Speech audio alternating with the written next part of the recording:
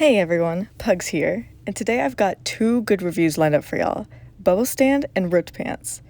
So real quick, tangent alert actually, if we want to get into technicalities, I guess these together are like the second episode of SpongeBob SquarePants, and like each one's a segment, right?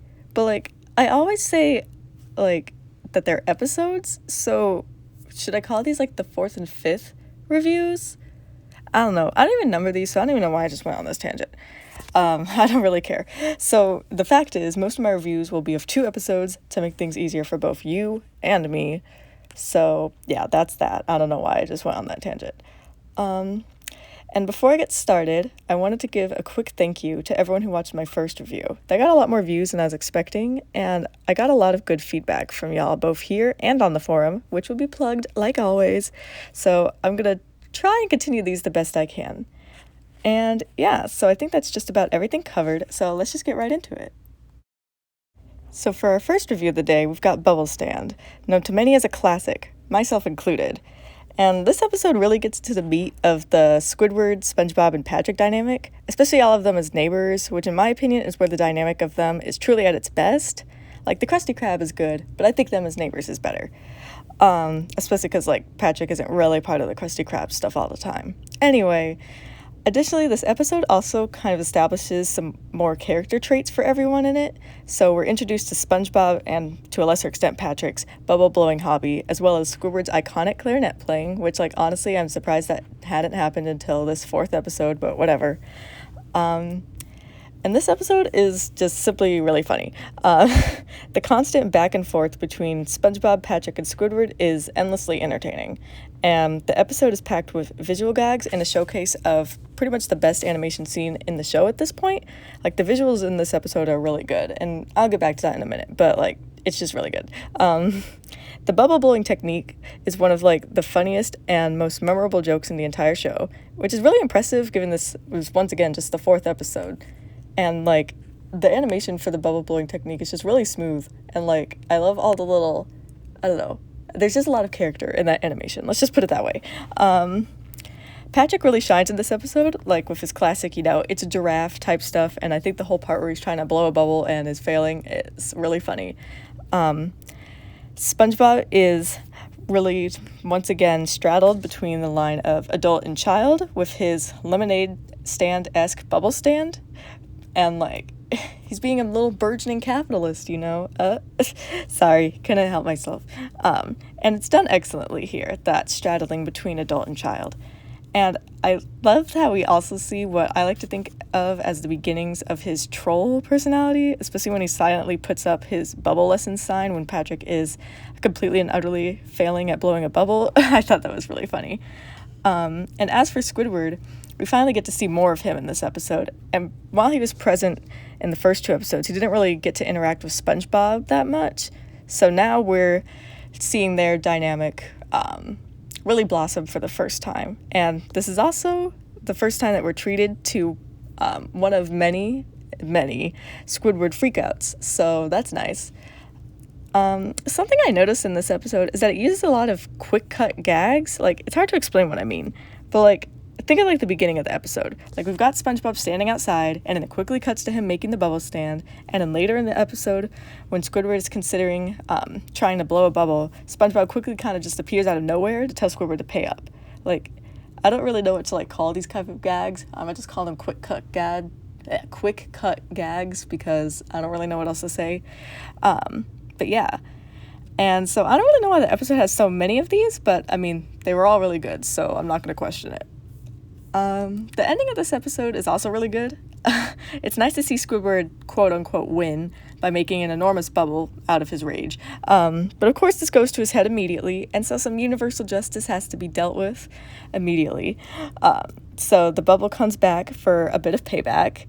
And this last part of the episode is also filled with some really great shots of Squidward's house in the sky and of Con Street from bird's eye view. I'll probably put the shot of Squidward's house in the sky because I think it's better. But those are both some really well-painted shots.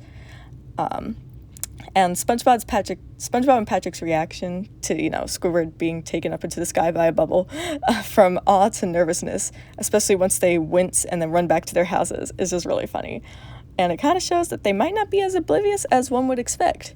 You know, they don't want to get all mixed up in Squidward's ensuing anger. Bubblestand isn't actually an episode I find myself rewatching very often. There's not really any particular reason for that. I mean, it's a great episode, but I guess that's just how it is. I'm putting it in my great tier because while it was excellent and very funny, it didn't really have that wow factor for me that bumps it up to my amazing tier. I can't really put my finger on it, but there's just something subdued about this episode. And I can't really describe what I mean, so we're just going to leave it at that. It's in my great tier, and it comes in at a score of 8.7 out of 10. So moving on, and fresh off the heels of its sister episode, we've got the episode with SpongeBob's first original, I guess, musical number. And like Help Wanted and especially Bubblestand, this episode, Ripped Pants, has stood the test of time and is labeled a classic. It's kind of funny thinking of how SpongeBob is a children's cartoon because the show doesn't really have many of these like fable-like episodes with like a moral at the end. At least there aren't that many that make it as explicit as this episode does. I mean, literally this one has a whole song that makes the moral. Like this one is right up in your face about it. And sure, I guess children can learn that if they want to enjoy life, they should act more like a SpongeBob rather than a Squidward, but the show doesn't really get explicitly moral about that. So in that way, Ripped Pants is kind of a special case. And this is the first time we see SpongeBob doing something that we as the audience might see as quote-unquote bad. I mean, bad's a strong word. And like, SpongeBob isn't really being malicious here, which is a line I personally think he should never cross. I'm not going to get on that tangent today, but I feel like I'm probably going to at some point in the future. But anyway, he does make a mistake in this episode, and it's a pretty big one. And it's kind of nice to see more depth to both his character and the show's storytelling through him making a mistake like this and making a joke that went way too far. And we care about SpongeBob learning from this mistake because we care about SpongeBob, which, you know, we've long cared about SpongeBob for at least these 4 episodes, but even just a Ripped Pants, because he begins the episode being really cute with those little, I can't think of the word, like, not mocking, but, like, pretending to be other people. There we go. Impersonations. See, I got it eventually. So SpongeBob is, like, really cute in this episode, too. Like, in the weightlifting scene, even though it's kind of really embarrassing, and I can't stand secondhand embarrassment, but, like, he's really adorable there, especially because he's just lifting marshmallows. Or, like, the little face he makes when he realizes that he's made people laugh, like, that was really cute. And this episode is really funny throughout, and it gives us a pretty good look into another part of the Bikini Bottom world. Like, we get to see Goo Lagoon, which is such an interesting location, an underwater beach, which apparently does exist in real life, which is really interesting. So I wonder if that was part of the inspiration for Goo Lagoon or if that was a coincidence. I mean, knowing that Steven Hillenburg was a marine biologist, you know, nothing's a coincidence, right? And speaking of, there's also some really good shots in this episode, both of like the beach itself and of the characters. And like when SpongeBob was picking up like the marshmallow weight, there was like a really cool perspective shot there that I thought was just like really, really cool. And anyway, we're also introduced to a fan favorite character, Larry the Lobster, as well as Sandy's weightlifting hobby in this episode. And this episode is also the first time background fish, other than like the anchovies, I guess, have played like a real supporting role in the show. And it's also the first time we see a secondary character too, like in Larry. So all of this kind of just expands the world of SpongeBob SquarePants just a little bit more. And the last thing I want to talk about in this episode is the song, which is excellent, first off. It's an iconic moment for a good reason. It's a really good song. And I don't think I'm speaking too broadly when I say that most people who've seen SpongeBob SquarePants know at least a good chunk of the lyrics. And the song itself makes the episode's message very clear, like I mentioned earlier, which speaks to good songwriting.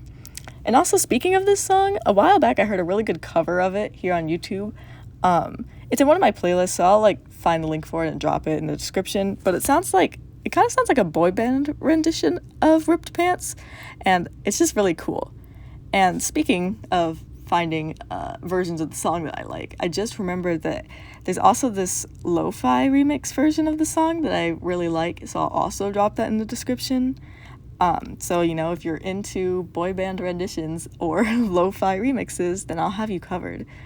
So, yeah, I mean, I hope that at least some of y'all check out these links that I'm always dropping. I like to spread the love for things out there that I find and I like. And, yeah. So, fun fact, just to go on another tangent, because why not? One of my first forays into meme culture as a kid actually came from this episode.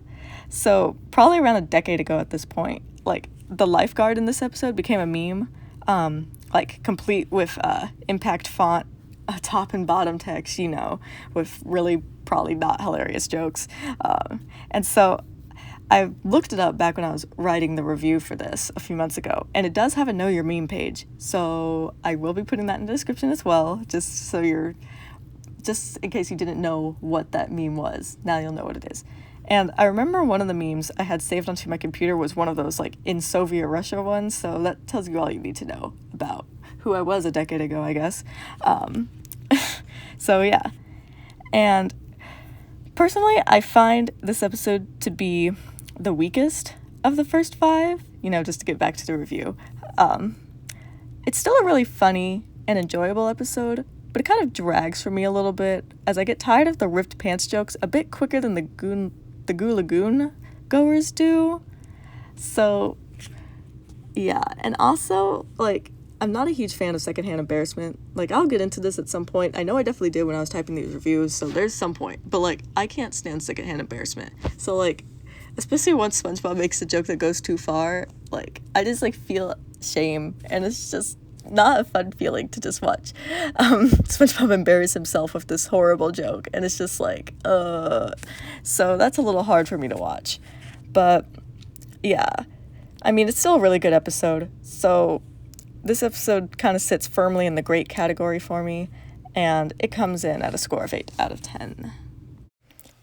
Just like last time, I wanted to end this review with some closing thoughts of mine. And while not as strong as the pilot trio, Bubblestand and Ripped Pants are both really great episodes, each with their own strengths and weaknesses. And I have no trouble in rewatching these episodes, even if I don't actually do that much.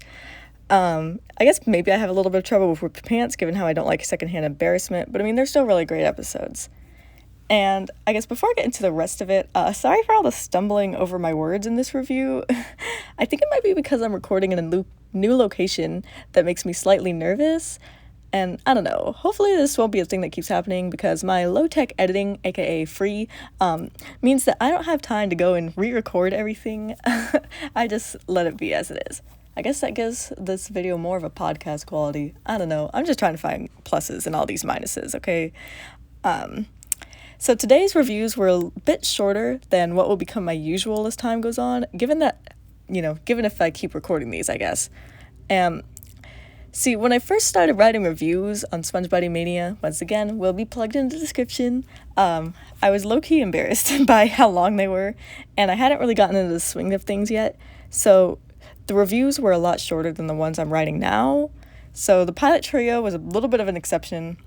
So if I keep going with these season 1 reviews, which is my hope, then the videos will probably be relatively short for a little bit until I start doing my long reviews again. And yeah, so with that, I'd like to say thank you again to everyone watching, and hopefully I'll see you soon in the next review.